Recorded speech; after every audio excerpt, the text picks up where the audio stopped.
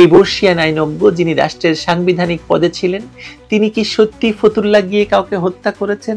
আপনি বিশ্বাস করেন? একটি শিশু কি এটা বিশ্বাস করবে?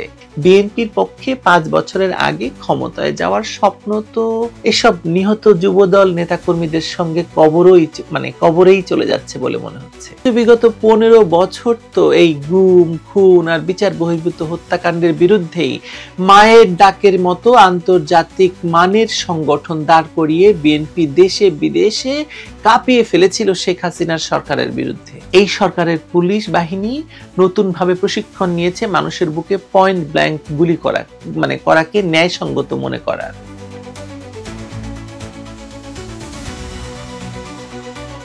ডক্টর ইউনূসের এই অন্তর্বর্তী সরকার, আচ্ছা বলুন তো একে আমরা কেন অন্তর্বর্তী সরকার বলছি?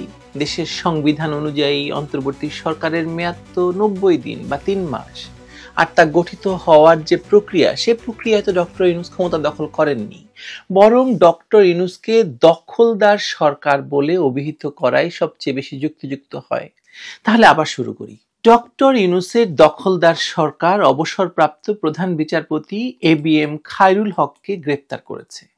দেশের সাংবিধানিক পদগুলোর প্রধানতম হচ্ছেন প্রধান বিচারপতি। যিনি একবারে পদটি অলংকৃত করেন, তিনি আজীবন রাষ্ট্রীয় মর্যাদা লাভ করেন। 81 বছর বয়সী সাবেক প্রধান বিচারপতি খায়রুল হককে গ্রেপ্তার করা হয়েছে ফতুল্লায় একজন যুবদল নেতাকে হত্যার অভিযোগে। যদিও আমরা জানি তাকে কেন গ্রেপ্তার করা হয়েছে এবং তার জন্য অপেক্ষা করছে ফাঁসির শাস্তি। কারণ এর কম কোনো শাস্তি এই সরকারের আমলে কোনো বিচারপতির পক্ষে দেওয়া সম্ভব নয়। তার কল্লাটিও তো ধরে থাকতে হবে নাকি? এজলাস থেকে নামার আগেই তার কল্লাটিও হাসনাত, সার্জিস, নাহিদ, আক্তার নামের সন্ত্রাসীরা নামিয়ে দিতে পারে, এই ভয় তো আছে। এই সরকারেরই প্রিয় ভাজন আরেক আইনজীবী সারা হোসেন এই কথাটি বলেছেন। কে রায় দেবে, কে আদেশ দেবে, তাদের কি জানের মায়া নেই? সাবেক প্রধান বিচারপতি খায়রুল হককে গ্রেপ্তার করার পর সবচেয়ে বেশি খুশি প্রকাশ করে ইউনূস সরকারকে ধন্যবাদ দিয়েছেন বিএনপি মহাসচিব মির্জা ফখরুল ইসলাম আলমগীর। অবশ্যই হওয়ার কথা খুশি, কারণ তারই দলের অঙ্গ সংগঠন যুবদলের নেতাকে হত্যার দায়ে একজন হত্যাকারী এই সাবেক প্রধান বিচারপতি, তিনি যদি প্রধান বিচারপতি হনও, তাকেও যে সরকার গ্রেপ্তার করতে পারে, তার প্রশংসা না করলে কার প্রশংসা করবেন মির্জা ফখরুল সাহেব বলুন? তা মির্জা ফখরুল সাহেব কি আরেক যুবদল নেতাকে প্রকাশ্যে পিটিয়ে হত্যার জন্য এর পরবর্তী মামলাটি কি ডক্টর ইউনূসের নামে করতে যাচ্ছেন নাকি?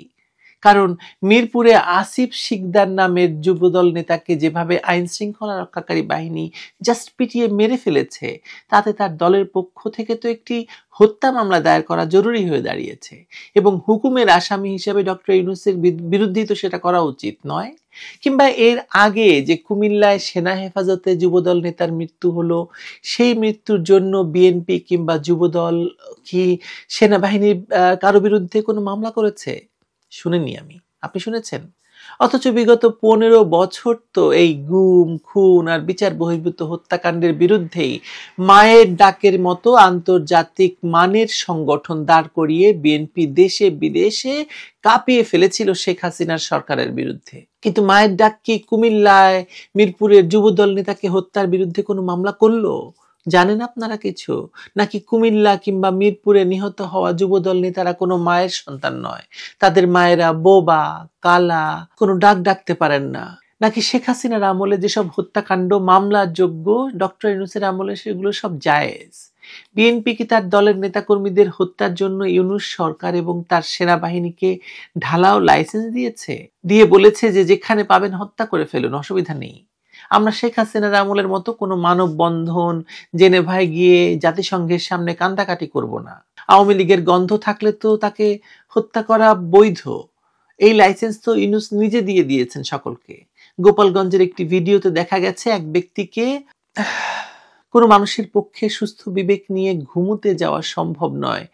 সামাজিক মাধ্যমে ছড়িয়ে পড়া এসব গোপালগঞ্জ, মিরপুরে ঘটা প্রকাশ্য হত্যাকাণ্ডের ভিডিওগুলি দেখার পর আপনি না চাইলেও এগুলি আপনার ফেসবুক পেজে চলে আসে এবং আপনি দেখতে পাবেন যে একজন মানুষকে ঘিরে ধরেছে পুলিশের পোশাকধারী কতগুলো লোক, গোল বৃত্ত করে দাঁড়িয়ে তারা সেই লোকটিকে পয়েন্ট ব্ল্যাঙ্ক রেঞ্জ থেকে হ্যান্ডগান দিয়ে গুলি করে হত্যা হত্যা করছে, হত্যার পরই তারা সরে যায় এবং যেন কিছুই ঘটেনি, আর লোকটি পড়ে থাকে, মানে পড়ে থাকে।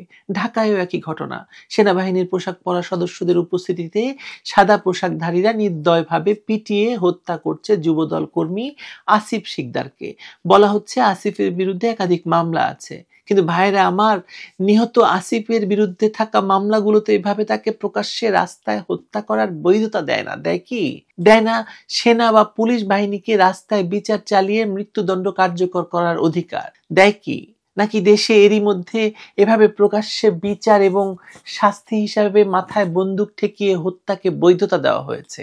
ব্যারিস্টার সারা হোসেন কিন্তু এ ব্যাপারে আমাদেরকে কিছুই জানাননি। আপনারা শুনেছেন কিছু? বাংলাদেশে আইন শৃঙ্খলা রক্ষাকারী বাহিনীর হাতে ঘটা বিচার বহির্ভূত হত্যাকাণ্ড নিয়ে বহুদিন ধরে কথা বলছি। আজকাল তো কিছু বললেই 16 বছর কই ছিলেন বলে তেড়ে আসেন অনেকে। বিগত 16 বছরও বিচার বহির্ভূত হত্যাকাণ্ড নিয়ে পুলিশ হেফাজতে আসামির মৃত্যু নিয়ে বহু প্রশ্ন করেছি, বিস্তর লিখেছি। কিন্তু এখন দেখতে পাচ্ছি বিগত আমলে যারা বিরাট বিপ্লবী ছিলেন এই বিচার বহির্ভূত হত্যাকাণ্ড বিষয়ে, এই আমলে এসে দেখছি তারা একেবারে এক একজন ঢ্যামনা সাপ হয়ে গিয়েছেন। ঢ্যামনা সাপ মানে ঢোড়া সাপ, খারাপ কিছু বলিনি। অথচ 1 বছরে ইউনূস সরকারের আমলে যতগুলি খুন হয়েছে তা অতীতের সব রেকর্ড ছাড়িয়ে গেছে। বিচার বহির্ভূত খুন, এটা তো চ্যালেঞ্জ দিয়ে বলা যায়। এই সরকারের পুলিশ বাহিনী নতুন ভাবে প্রশিক্ষণ নিয়েছে মানুষের বুকে পয়েন্ট ব্ল্যাঙ্ক গুলি করা, মানে করাকে ন্যায়সঙ্গত মনে করার। মনে হয় না আপনার সেটা? সেনাবাহিনী তো এতদিন স্বীকারও করেনি যে তারা কখনো আয়না ঘর কিংবা গুম খুনের সঙ্গে যুক্ত, কিন্তু এখন তারা প্রকাশ্যে মানুষ মেরে হেঁটে চলে যাচ্ছে, সেগুলোর ভিডিও জনগণ দেখছে, কিন্তু তাদের কিচ্ছু এসে যাচ্ছে না। তাহলে প্রশ্ন করতেই পারি, এরা কি নিজেরা সিদ্ধান্ত নিয়ে এসব করছে নাকি সরকারের নির্দেশে এসব করছে? রাষ্ট্রের যে বাহিনী আইনের শাসন রক্ষা করবে তারা আজ হত্যাকারীতে পরিণত হয়েছে। এটাই তো মনে হচ্ছে যে ডক্টর ইউনূসের সরাসরি নির্দেশেই তারা আওয়ামী লীগ নেতাদেরকে তো বটেই, বিএনপি নেতাদেরও হরে ধরে হত্যা করছে। গোপালগঞ্জের ক্ষেত্রে তো দেখাই গেল যে ঢাকার কন্ট্রোল রুমে থেকে 3 উপদেষ্টা জুস পান করতে করতে সেনাবাহিনীকে হত্যার নির্দেশ দিচ্ছে, আর সেনাবাহিনী পুলিশের সঙ্গে মিলে গোপালগঞ্জে গণহত্যা চালাচ্ছে। অথচ দেখুন, ডক্টর ইউনূস এখনো প্রতিদিন পুরনো গুম খুনের হিসাব চাইছেন, পুরনো সরকারের দোষ তুলে ধরছেন, কিন্তু নিজের সরকারের 1 বছরের গুম খুন হত্যার কোনো জবাব দিচ্ছেন না। হতে পারে যে তার কাছে এসব খুনের জবাবদিহি কেউ চাইছে না। বিভিন্ন কারাগারে একের পর এক আওয়ামী লীগ নেতাকর্মীর মৃত্যুকে হার্ট অ্যাটাক বা প্রাকৃতিক মৃত্যু বলে প্রচার করা হচ্ছে। কোনো তদন্ত হয় না, বিচার তো দূরের কথা। আওয়ামী লীগ হত্যা জায়েজ আগেই বলেছি, কিন্তু সুতরাং সেসব হত্যাকাণ্ডের বিচার চাইবে কে? আর বিএনপি লন্ডনের ডরচেস্টার হোটেলে বৈঠকের পর থেকে দলটি তো আসলে ডক্টর ইউনূসের পার্টনার্স ইন ক্রাইম, সন্ত্রাসের সঙ্গী। অথচ এক সময় বিএনপি গুম খুন নিয়ে আন্তর্জাতিক মঞ্চ কাঁপিয়েছে। আজ সেই বিএনপি চুপ। যদিও হত্যার শিকার হচ্ছে তাদের নিজের দলের নেতাকর্মীরা, কিন্তু খুনের নির্দেশদাতা তো ইউনূস। বিএনপি এখন ইউনূসের মতো শ্যামের জন্য তার নেতা কুলের কল্লা বিসর্জন দিতেও রাজি। ভুল হলো, বিসর্জন কেন বলছি, বলতে হবে ইউনূসের পায়ের কাছে যুবদল ছাত্রদল নেতাদেরকে বলি দিতে রাজি। ভাবুন একবার, ঢাকায় প্রকাশ্য রাজপথে যুবদল নেতা আসিফের মৃত্যুর পর বিএনপির কোনো ভাষ্য নেই। কুমিল্লার আরেকজন যুবদল নেতাকে গ্রেপ্তারের পর হত্যা করা হয়েছে, সেখানেও তারা চুপ ছিল বলতে গেলে। তার মানে ডক্টর ইউনূসকে বিএনপি তাদের নেতাকর্মীদের হত্যার লাইসেন্স দিয়ে রেখেছে। অথবা হতে পারে যে বিএনপি তার নিজেদের কর্মীদের ওন করে না, নাকি ক্ষমতার ভাগ পেয়ে তারা এতটাই বিমোহিত যে নেতাকর্মীদের মৃত্যু এখন এই ক্ষমতা রক্ষার ভেট হিসাবে গণ্য করছে দলটি। অথচ দেখুন, সাবেক প্রধান বিচারপতি খায়রুল হককে গ্রেপ্তার করা হয়েছে যুবদল নেতাকে হত্যার অভিযোগে, যে কারণে বিএনপি উল্লসিত খুব। এই বর্ষিয়ান আইনজ্ঞ যিনি রাষ্ট্রের সাংবিধানিক পদে ছিলেন, তিনি কি সত্যি ফতুল্লা গিয়ে কাউকে হত্যা করেছেন? আপনি বিশ্বাস করেন? একটি শিশুও কি এটা বিশ্বাস করবে? সারা হোসেনও বলেছেন, যেভাবে ঢালাও মামলায় লাখ লাখ মানুষকে আসামি করা হয়েছে তাতে বিচার ব্যবস্থা সম্পূর্ণ ভেঙে পড়েছে।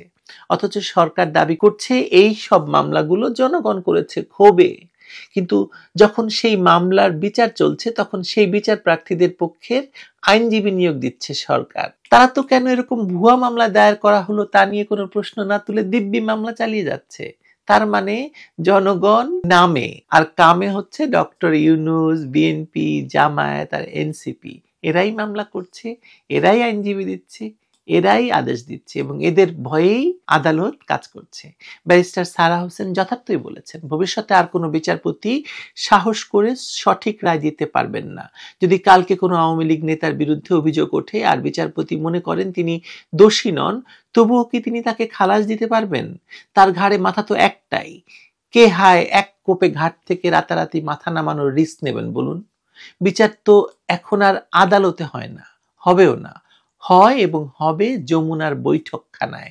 সবাই মিলে গিয়ে বসবে আর বলবে আওয়ামী লীগ ঠেকাও, দরকার হলে মেরে ফেলো। কমলার জুস পান করবে আর ওদিকে আওয়ামী লীগ নেতাকর্মী সবার রক্ত ঝরবে সব রাজপথে। বিএনপি তো আছেই। আচ্ছা, যেতে যেতে বিএনপির কাছে একটি নির্দোষ প্রশ্ন রেখে যাই।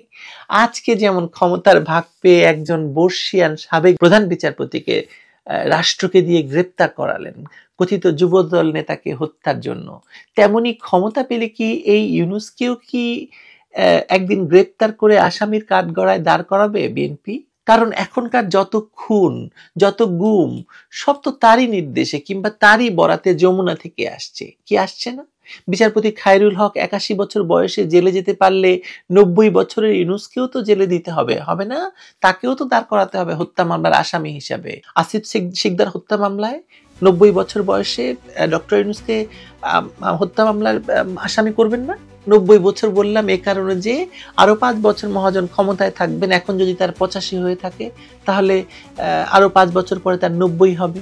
বিএনপির পক্ষে ৫ বছরের আগে ক্ষমতায় যাওয়ার স্বপ্ন তো এসব নিহত যুবদল নেতাকর্মীদের সঙ্গে কবরেই চলে যাচ্ছে বলে মনে হচ্ছে। কি মনে হচ্ছে না? আমার কিন্তু খুব মনে হচ্ছে বিএনপির ক্ষমতায় যাওয়ার স্বপ্ন কবরেই চলে যাচ্ছে।